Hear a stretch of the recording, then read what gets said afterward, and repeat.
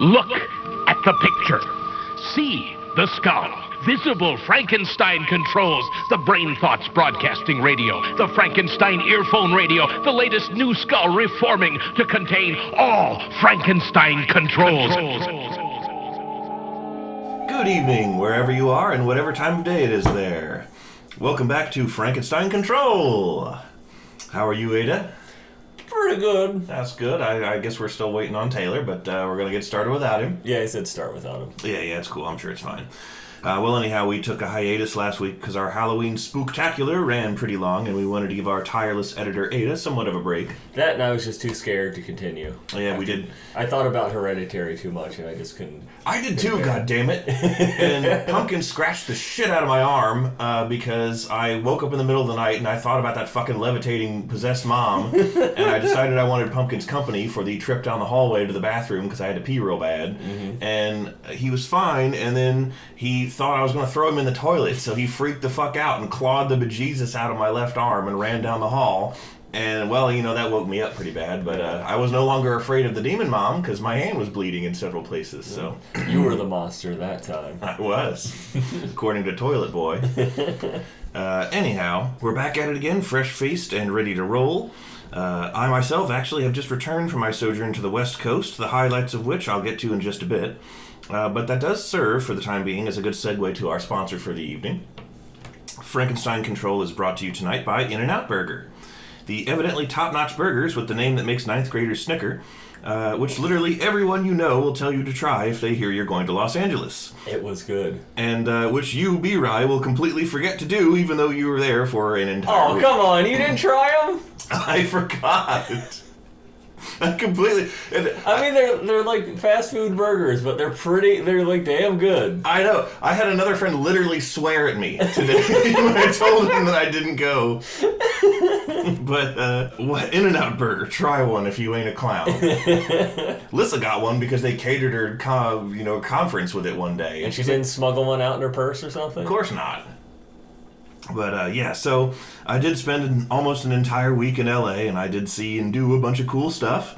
I thought I might cover some of it before I turn the episode over to you. Mm-hmm. Just sort of here's, B-Rye's little travel log that I worked on the whole time we were there. Yeah. So, first off, we watched a bunch of hotel TV. Riveting, I know. For some reason, ever since we went to Mackinac Island, Lissa always prefers the Weather Channel as background noise, like relaxing TV when we travel. Uh-huh. So, like, if the hotel TV has that channel, it's, like, on that all the time. And this time was no different. They actually had the good old Weather Channel there. So our first night in, while we were trying not to fall asleep from jet lag, because, 8 o'clock there is, close to 1 a.m. here. Yeah. I was exhausted.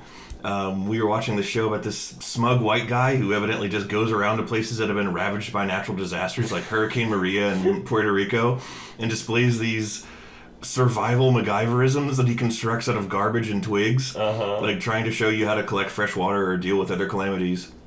Usually the thing he makes is related to the most commonly reported difficulty in the wake of whatever the disaster was, wherever he is. Mm-hmm. And I think he wants it to look helpful for the future, but it kind of kept coming off as these people all suffered terribly from dehydration after the storm. I guess they were too stupid to turn 3 leaves into a rain trap because they were more worried about their sudden loss of electricity and wondering if their families were still alive. This is Chet Mansplainer signing off. Yeah. And it's this is too for real? And I think he had white guy dreadlocks too, just to ram it all home. No. And he always had a bandana around his white guy dreadlocks. So he just looked like one of those Burning Man assholes. He's high on PCP the whole time they're filming. Of course. Now, of course, the following days we did all the typical touristy places like Santa Monica Pier and Venice Beach. Venice Beach is the canon home of the dude, by the way. But one thing I promised my dad I'd do was I'd go to this somewhat well-known restaurant for him called Musso and Frank's Grill. Mm-hmm. And my dad reads a lot of gritty detective noir-type stories that take place in L.A. Because he's a dad in his 60s and it's required by law. And a lot of the books he's into apparently mention Musso and Frank's or have the characters eat there. So he wanted me to go check it out for him because, he's never been. And I did. It was super cool. It definitely felt like classic 1940s Hollywood. It was like you're walking right into a see kind of place. Yeah, turd on the couch, man. There was no turd on the couch. They were very, very lovely and professional wait staff, and it was I had an extremely fucking good martini. In fact, I had 2 of them. And a really good corned beef and cabbage. It was really good, and I took a picture of all of it, and I sent it to my dad, and he was pleased. So now, Dad, now that I've done that for you, this means that you gotta go somewhere relevant to my interests. I know you're retiring soon, and it's been a while since Northrop Grumman sent you on a business trip, but I'm gonna need you to get him to send you to Kyoto so you can visit the former site of the Ikeria Inn where the Shinsengumi fought the famous raid against the Ishin Shishi. There's a plaque there now. They tore it all down. It doesn't exist anymore. But there's a new Ikeria Inn that opened in 2009 nearby, and it's themed all Bakufu-like, and they had Shinsengumi shit all over the place in there. So I'm going to need you to go there, Dad, and send me a picture, because it's your turn now, and that's how this works. On the way back from Hollywood, though, because it actually is on the Star Walk, the Musso and Frank's place. Like I was, getting a Lyft ride back from, to the hotel. And the guy who was driving me honked at some douche in a truck who was blocking like the tiny, extremely steep street we were on. Uh-huh. And the douche did a 3-point turn and tried to instigate a road rage incident. And I was like, all right, I guess I gotta help my Lyft driver fight a dude. But, nothing happened. The douche backed down after my Lyft driver was like, I'm not getting out of the car, man. Just go away. And he's like, fun. And he just drove off. I was like, the hell was that? But of course, then there was the actual conference that brought us to town in the first place.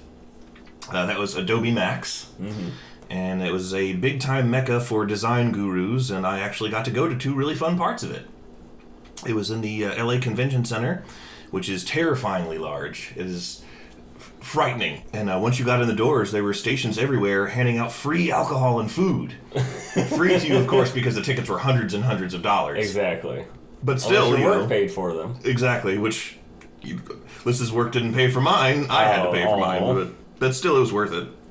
So, you just go up to one of these stations and they would give you shit.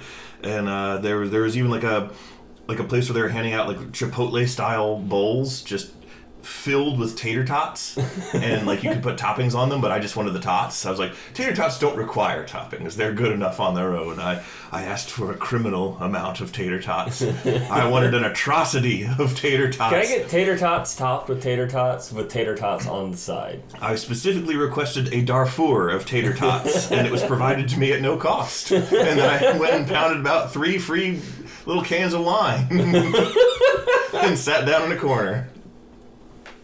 And as I looked around me, though, I realized that I was surrounded by a million kippas. Just kippas everywhere, of all demographics. Boy kippas, girl kippas, brown kippas, and everywhere in between. A million congenial, bespectacled faces with permanent, good-natured 5 o'clock shadows atop wallpaper shirts, slim-fitting, stylish pants, and brown office guy shoes. Kippa, of course, is the childhood nickname of our buddy Josh, who we had on the show before. Yes, that's the Josh, and we call him the Kippa. Yeah, that's his old. That was what he went by in high school. Well, he didn't want to go by that, but that's what he was called in high school. Yeah. And he has some of the millions of Kippas there even had signs and T-shirts that said Helvetica Forever, and I'm not making that up. I bet I could have asked any one of them at any time for a pirated DVD of Serial Experiments Lane episodes and then carried it around right next to my mountain of tots. Then, of course, there was the Showstopper, the Vampire Weekend concert. That was the other part of the convention I was allowed to attend, was the Showstopper. But the really, really cool part that we went back to multiple times in LA was Little Tokyo. Mm-hmm. And on the subject of Little Tokyo, I do actually want to wait until we figure out where Taylor is. Yeah. Because there was lots of things in Little Tokyo that were very relevant to his interests, and I want to make sure he's here. Actually, before we get to that, you reminded me, talking about both Tater Tots and In-N-Out, another fast food restaurant that has pretty good tater tots is Sonic. Oh, yes. Oh, my God. I haven't been to a Sonic in forever. Yeah. What the... Is there, rustling in the leaves by the window? What does that sound? Oh, my God. Taylor! Guys! Just sit down. There goes your security deposit. Both of you sit down. We are sitting down. Well, then sit down. Lie down. Good. Lie down. I've discovered the truth. Where have you been? I've been Why are you all around, smelling B. Ryan. tacos? I've been. Why are you covered in what I hope is chili? Both answers are I was hungry on the way. But anyway, you all better be fucking braced for this shit. Because I have uncovered the truth about Sonic. The restaurant? About how they have good tater tots? Well, yes, they do have very good tater tots. Oh, but you fool! I'm talking about the Sonic the Hedgehog movie trailer! You mean that one that was awful and everybody hated it? Yes! Where you look like a monkey's corpse merged with a sock? Yes! And now they made it better, but I've uncovered the conspiracy of a lifetime, and I'm going to share it all with you at home. Does it involve lizard people and Hollow Earth again? Because I don't want to hear that one. No, that's I only bust that out at parties. You know that. Was it Elon Musk? Did he do it? No, it wasn't Elon Musk, nor was it Jeff Treezos. This has nothing to do with trees. This has everything to do with the Great Sonic Conspiracy. I assume you're going to elaborate on that? You bet I am. Okay, so let us rewind the clock to earlier this year when the Sonic the Hedgehog trailer first dropped. The internet went wild. Well, like shut down. With hatred and sadness. With hatred and sadness, indeed. Everybody and their grandmother was complaining. Everybody was spreading the word that not only is there a Sonic the Hedgehog movie officially confirmed, but Sonic looks like shit. But let's be honest, a lot of people were really hoping for that because Sonic is somewhat of a both beloved character and joke at the same time. So, like, it was 50-50. People were like, oh my god, he's going to look really fucking bad and it's going to be hysterical. And they would have been disappointed if he hadn't. And see, that's part of the equation, Mr. Rye. You see, this is to generate buzz. The entire thing has been a fabrication from the very beginning. It's all a ruse? It was all a ruse. I'm here to say that it is beyond alleged fact that Sonic the Hedgehog's current, better-looking form has been around since the very beginning. So they had it in the bag already, and then purposely, like, released fake, quote-unquote, trailers of him looking like shit, and then the original planned release date of the movie was, you know, when it's actually going to be released now, but they just did all this to generate a bunch of buzz for it. Precisely! They're playing 4D chess, people. They're fucking thinking into the future! They knew that the ugly Sonic was going to generate lots of buzz, lots of word of mouth, everybody talking, gibba gabba gibba gabba.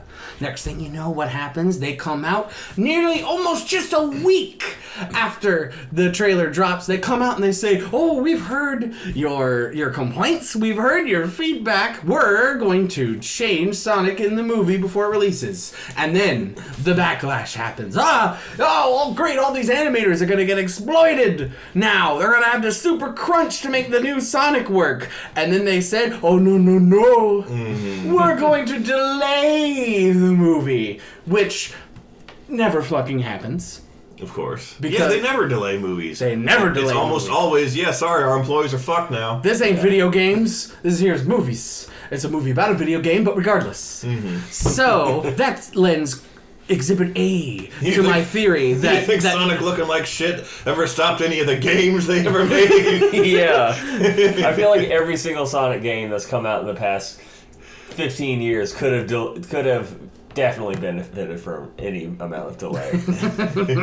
But anyway, the time for Exhibit B. So, not only do they announce that they're going to listen to the feedback and change Sonic, but they also announce that they're going to be the nice guy company and delay the movie so that none of the animators will be overworked or anything like that, and everyone says, "Oh, good guy Paramount, good guy Sega, what a good old time." And then fast forward to just today, as of this recording, the trailer comes out, and Sonic looks pretty okay.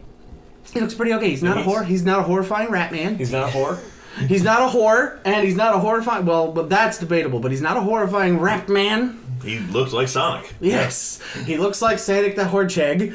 And what has been the response? Universal praise! There is not a single social media outlet today that you will look upon, and people will not be saying, "Oh, good on them, they saw Jesus. They fucking... They solved Jesus. They solved the Jesus equation and made Sonic better. Oh, what a good company, and they didn't overwork the workers and everything, and it's going to be released, and oh man, that looks great." How coincidental it is that the second trailer features a lot more footage than they had before. A lot more footage. Almost so much footage that it might have been impossible for all of that footage to show up unless they'd already made it in the past.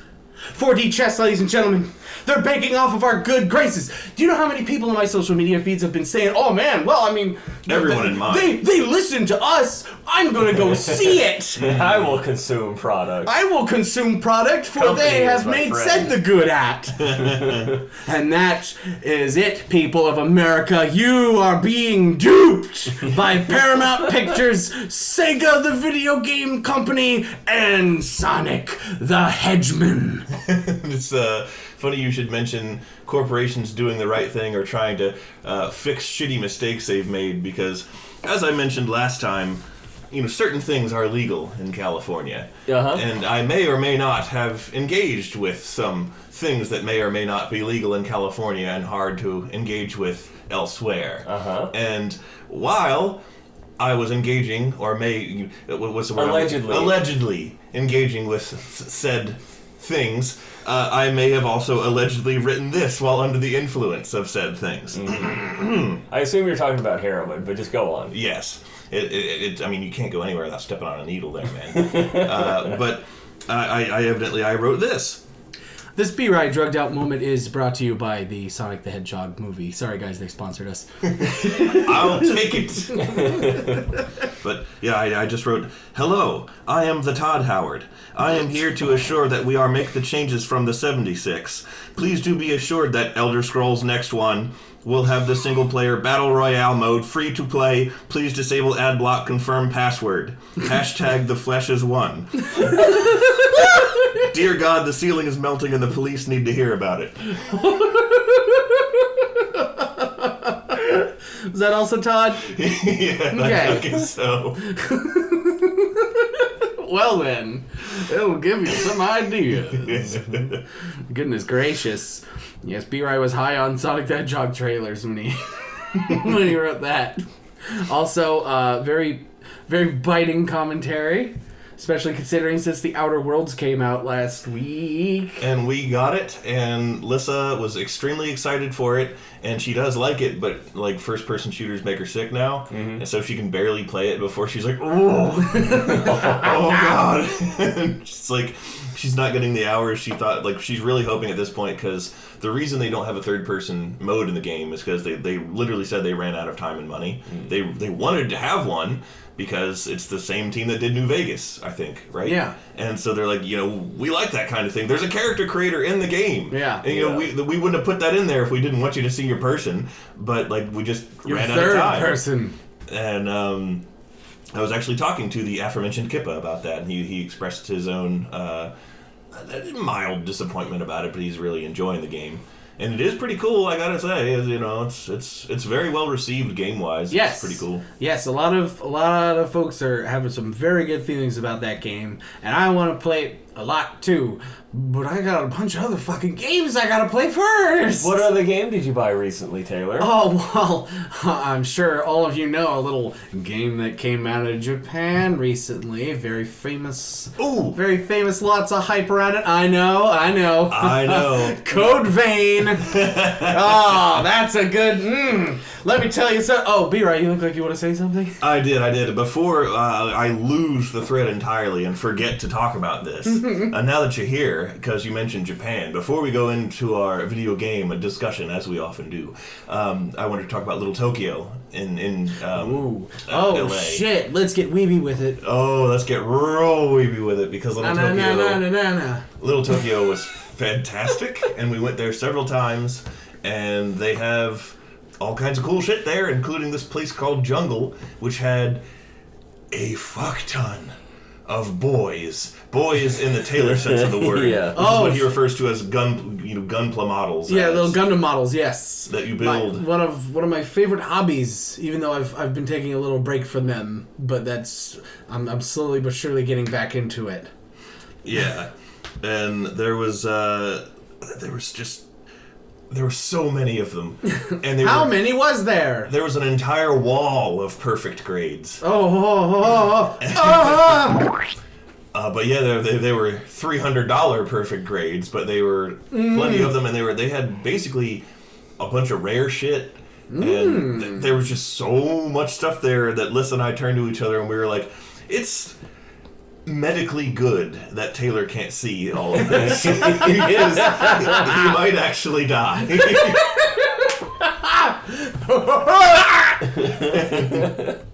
My God, this man's had an orgasm seizure and died. This man is over Gundam. This man's had a testicular embolism. His balls exploded. You step in there, you see the whole wall of perfect grades. You're like, oh, that's a lot of perfect grades. You take out your phone. Yeah, can I cash in my 401k? All right, I can buy half a perfect grade. It's either that or you take one, because it's in sort of like a little mall. It's like an underground little mall area. And it's like you take one look at that, you turn around and run out of the store frantically, and you just charge towards a security guard and like tackle him and like pull his gun out of his holster, and you're like, I'll never see anything this good again. Shoot yourself. Turn the gun on myself. It gets all downhill from here. It'll never be mine, and I can't live with it. Oh my God. But well, count me as hyper jealous. they had, in addition to like Gundams and other stuff, they had other anime shit, and they also had a bunch of classic Godzilla monster toys. And I got me a big old. There's like a Gamera movie that came out. Sort of. I mean, actually, I have no earthly idea how old that movie is. Was it Jet Jaguar? I don't think so, but it was. It had these pterodactyl monsters as like the villain kaiju. Oh, I think they're called Gearhouse or something. Oh, Gamera versus Zegra? It might be, but Or Girion, probably. That's probably the one. But they had a little toy of that guy, and I was like, I liked him a lot when I was a kid, and they actually have a toy of him. I'm getting him, and he was $4. Oh, fuck. I got him. I think he's actually in my backpack now because I forgot to take him back out. But he's in there somewhere. You've been smuggling Gamera figurines. You're under arrest. Also, if you go to LA on the subject of slipping dignity, you will have a moment where you'll say to yourself, "Dear God, I'd rather watch footage of my own birth than restaurant security camera footage of myself eating that surprisingly explosive messy sandwich."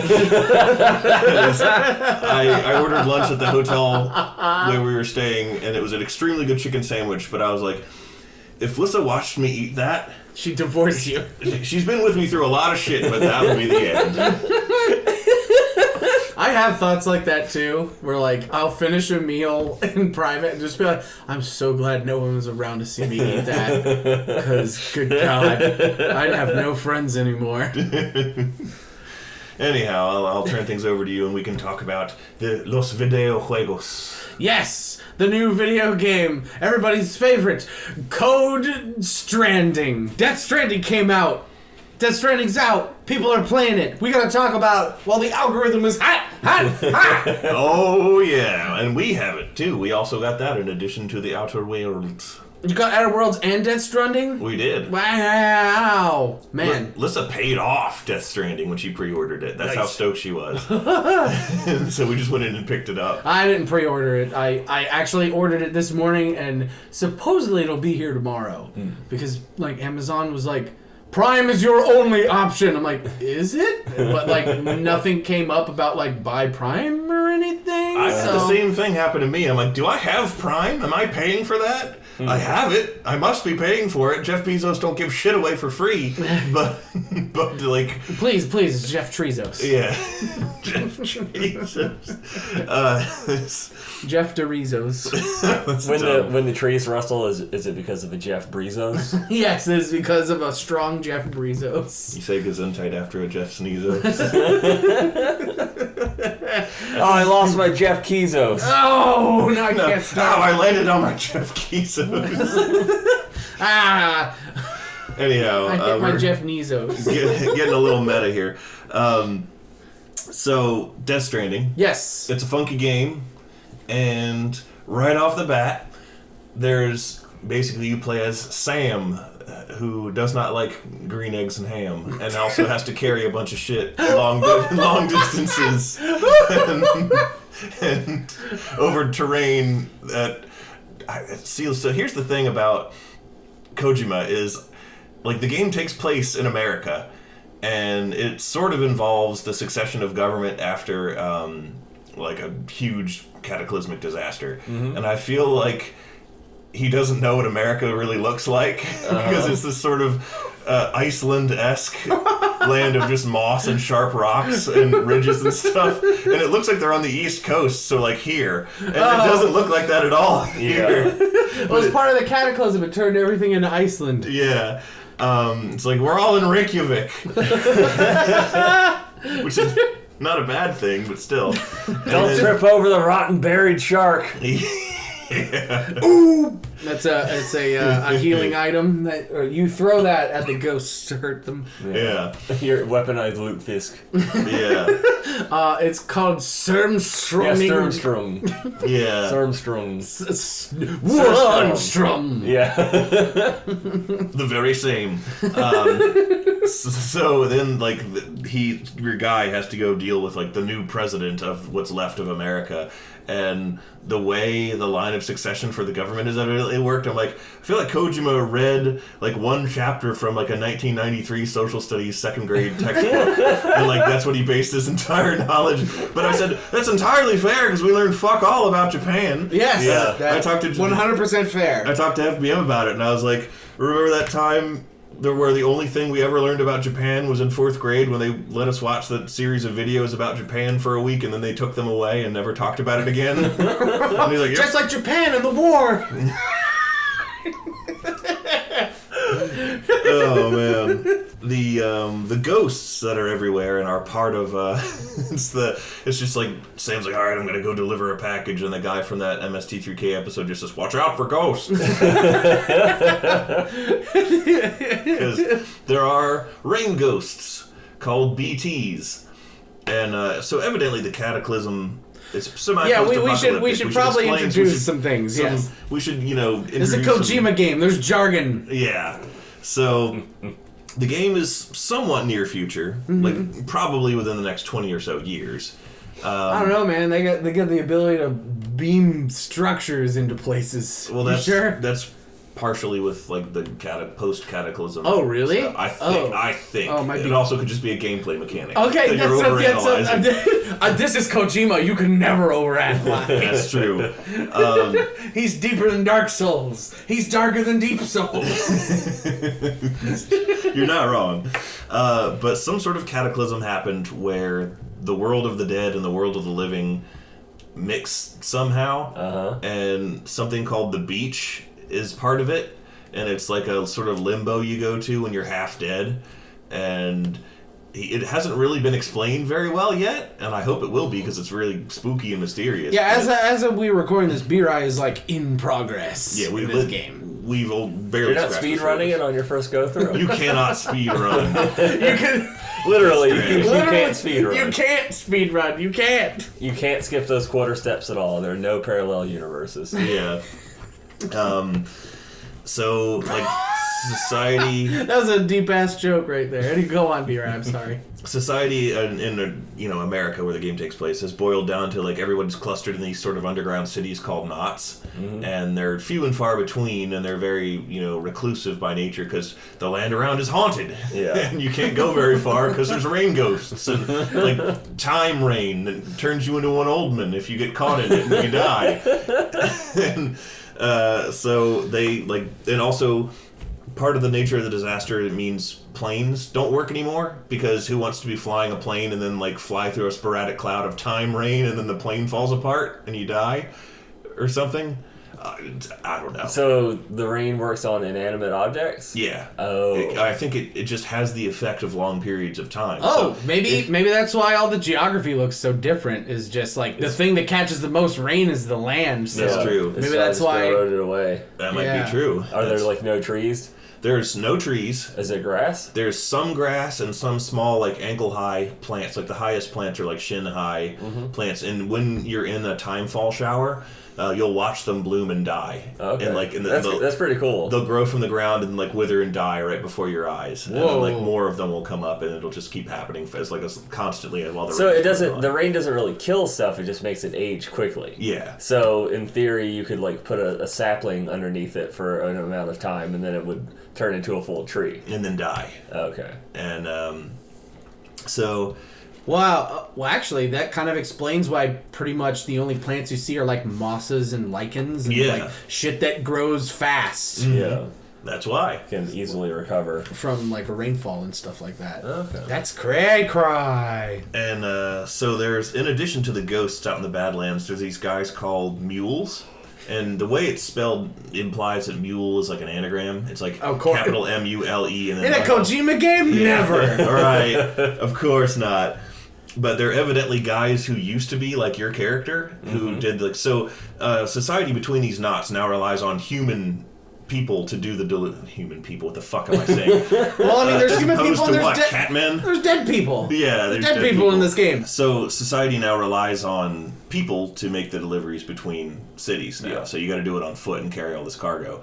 And Sam, the guy that you play as, who is the Norman Reedus. Yes. Norman Reedus and his amazing fetus is one of our friends. There's a little shout out for I always preferred Funky Fetus. Funky Fetus. Norman Reedus and the Funky Fetus. What if your rap name was Funky Fetus? That's right, because the weird ass baby that you keep in a tank can Senses see the rain ghosts. Yeah, can see the ghosts and helps you not run into them by surprise. Yeah, the ghosts are called BTs, which stands for Beached Thing, apparently. Whoa. And it's really funny because there's an electronic musician I like named BT, and like I always think of him. It's BTs. I'm like, really, him? He's here? But anyhow, people got to make the deliveries between the cities, and these mule guys serve as bandits in the game, and they're evidently former people like your character who have grown so dependent on like making those deliveries because it's like the only way they feel like they can contribute to society, and also being out in this world apparently does shit to your brain too. That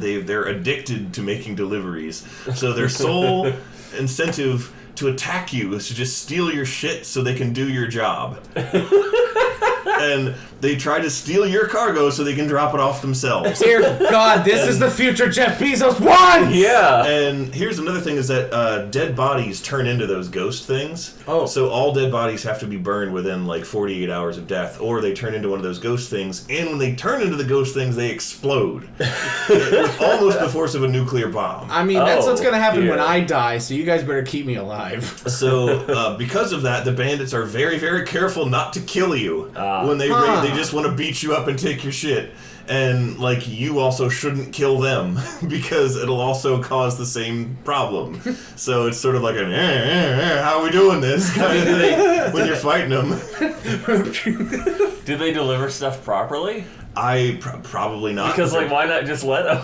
They're probably why not just let them do it. They're probably crazy, but I said to Lisa, only the Japanese would think of a villain who is so addicted to doing their jobs they attack you about it. I gotta deliver this big dragon package! No! So, Death Stranding, that's what it's about. And I guess to close it off, like, I can't wait to play this game. Taylor hasn't gotten it yet. I haven't gotten it yet. I've been following it like kind of loosely, just because like, oh, whoa, Kojima's crazy, this is great, But like, now that I've seen what the game is about, it's so much more different than what I was expecting. Mm-hmm. Like, It was really different than I was expected. not expecting at all to be playing Jeff Bezos' wild Amazon delivery service in the Haunted Mansion country. Well, that's the thing, is like, this whole time they were showing a shit ton of these really detailed trailers and gameplay footage, and you're like, wow, you're giving away a lot of this. And it's like, no, they weren't, because you still didn't, you're realizing now that you had no idea what the fuck was going on the entire time. And like, I'm really interested to see just where the fuck this weird-ass ride will take me, because this is a Kojima game. It might start off as just working for Jeff Treezos, but I'm sure it'll turn into something wacky and wild, so I'll get back to y'all on that once I'm done playing that game. And after I'm done playing Code Vein, big titty anime girlfriends, you can go games that. Oh yeah, also welcome to Frankenstein Control. That's the end of the episode. Yep. I'm Ada. I'm Taylor, and in front of me, as always, is Die Hard Man. Die Hard Man, who has a terrifying skull mask, and his entire purpose in the game is to be the constant companion to this terminally ill old woman. So let's slap a terrifying fucking skull mask on him the entire time. Die Hard Man. Let's see how he holds up to this. I'm fine. Huh. I guess his name actually is true. Oh, but one of the bullets ricocheted. Now I'm gonna die, guys. Ah! Now even you know I am a menace. I hand you the secrets to save the entire human race and the entire universe. Well, he was named Die Easy Man, so we shouldn't be surprised.